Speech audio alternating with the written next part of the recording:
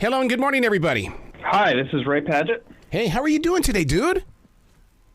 I'm good. How are you doing? Absolutely fantastic. It is about time that we finally get these stories that you've released in this book, Pledging My Time. Because, you know, I'm that guy in radio that didn't want to talk to Elton John. I wanted to talk to his band members or I wanted his road manager because that's where the stories are. And look at what you've done.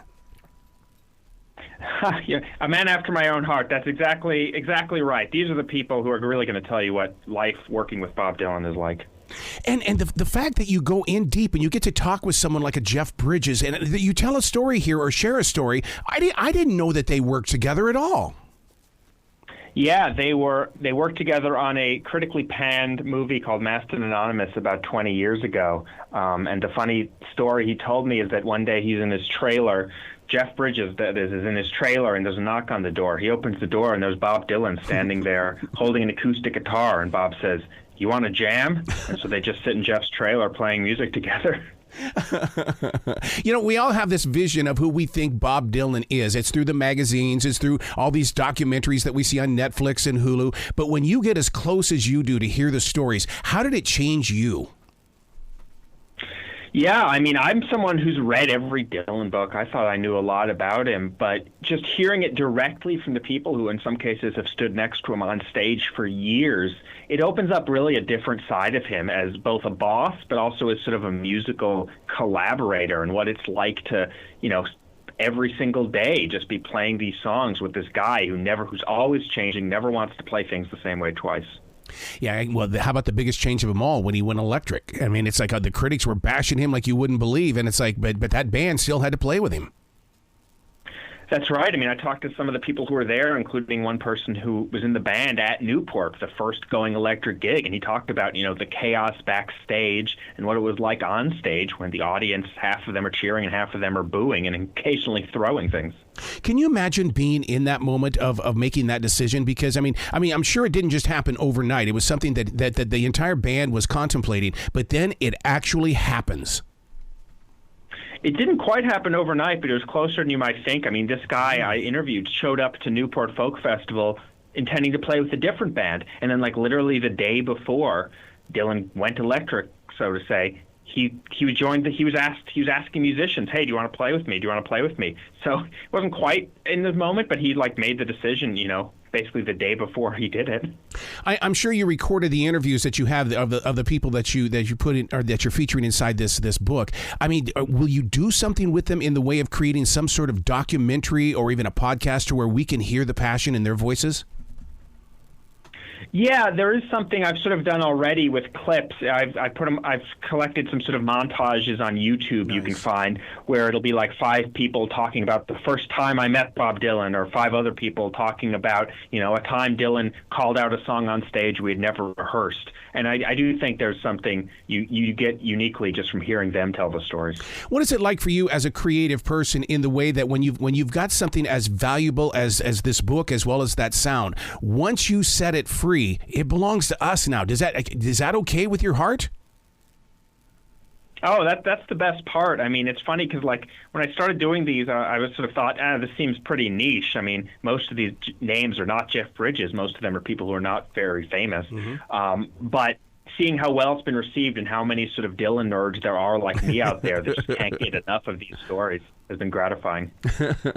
So how was Bob Dylan in the studio versus on the road? I mean, there had to have been a story that was generated. Yeah, I mean, in some ways he's similar. Like in the studio, he's also just in the moment. He'll play a song, you know, twice at most. He won't even tell the band. He'll just start like playing the song, and you basically have to figure it out on the spot. There are so many stories of these people talking about, you know, having to just basically figure everything out on the spot and how that was both invigorating but also at times exhausting. See, that tells me that Bob Dylan lives in the moment of now. In other words, he feels it. It has got to happen right now. He has that early quote in one of his songs, "He not busy being born is busy dying," and that sort of seems to have guided his entire career. Yeah. I like the relationship between he and Tom Petty. I mean, can you imagine being Tom Petty and you open up for Bob Dylan? You not only open up for him, but also serve as his backing band. I talked to, sadly, Petty had passed by the time I started this, but I talked to several members of the Heartbreakers, Benmont, Tench, the keyboardist, and Stan Lynch, the drummer. And yeah, they talked about going on the road, even as they were already an extremely famous band. But just when Bob Dylan asks you to become the backup band, you don't hesitate. How did you feel when you were getting that conversation with Larry? Because it seems like that I laughed. There's a great vibe inside that story with him playing with Larry. Yeah, I mean, Larry Campbell is someone, I love Larry. He was Bob Dylan's guitarist for, I think, 7 years. Sort of a full-time job, basically. And he has all these amazing stories, like the one where they're playing for the Pope, and one of the Pope's aides runs up to Larry as he's playing and starts yelling, Bob's got to go meet the Pope. Bob's got to go meet the Pope. And so Larry's trying to play the song. And afterwards, he goes over to Bob and says, hey, Bob, this guy's yelling at me and says, you got to go meet the Pope. Now, whose decision was it to put the black and white photos in there with Billy Cross? I can see Bob singing with Billy. I like that because right away you're going, oh my God, I know who that is. I've seen that in a video, and so so it's not just a name. You're showing the physical pictures of it. Yeah, that was my decision, and I think it was important because, like I say, there's Jeff Bridges, there's Richard Thompson, there are some fairly famous names, but a lot of these people are not famous names, and it helps you to picture them actually playing with Bob. It just helps sort of identify them, especially when they're all together, and I didn't want them to sort of blend together because they all have their own unique and amazing stories. What is it like for someone like Fred Tackett to be, best known for Little Feat, but at the same time, I mean, he's standing next to Bob Dylan? Yeah, and he was there when Bob Dylan went Christian. So speaking of people booing him, that's another time where they're going on the road. People want to hear Blowing in the Wind and Like a Rolling Stone, and Bob Dylan is only singing songs about his newfound faith in Jesus. So he talked about all the boos and people throwing stuff then, too. When you sell the catalog like Bob did, he didn't sell his soul. As far as I'm concerned, by selling the catalog, it's almost like he said, okay, I've held on to this long enough. I need to find a new me. Did you pick up on any of that from the people that you interviewed? Yeah, I mean, no one really talked about that specifically because that's sort of a business decision that these people weren't involved in it. But in terms of, putting the past in the past and just constantly looking toward the future, that's something in various ways Dylan has done his entire life. Now, one of the things that you opened my eyes to is the fact that you say Bob Dylan was compared to jazz. I never thought of that, but I went and I listened and I'm going, okay, I get it. I get it. Yeah, I was surprised because a number of musicians mentioned that, and at first I'm like, "Come on, he's not Miles Davis." Right. But they were saying not in the genre sense, but just in the sense of living in the moment, constantly making it new and fresh, and not just playing the parts you've played 100 times before.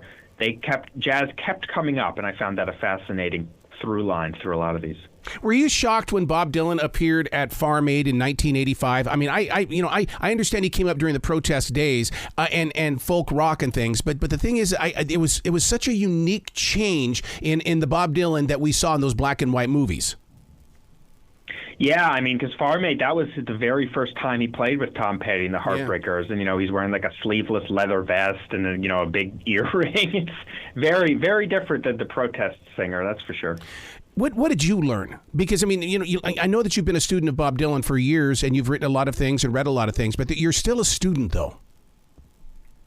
Yeah, I mean, I learned a ton talking to these people. One interesting thing was just hearing that, he is mysterious, he is closed off, he is aloof. All those things are true to us, the fans, to the most people. But once you get in his inner circle, which Lord knows is hard, but these people did, he's just a guy. He's a boss. He hangs out backstage. There's all sorts of stories of, then we went swimming, or, we went to check out this concert on our downtime and this funny thing happened. Like, even as they revere him, he's also, a peer and in some cases becomes a personal friend. You're so right about him being a mysterious man because he was always wearing the sunglasses or the years that he put the white on his face, the white paint on his face. I mean, that to me was like, oh, what are you up to, Mr. Bob Dylan?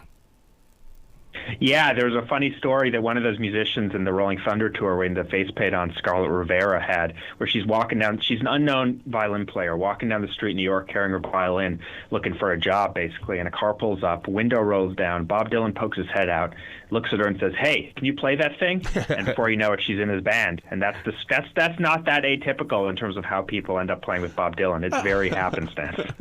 Where can people go to find out more about you and all of your other writings, as well as, just to give you some love and support?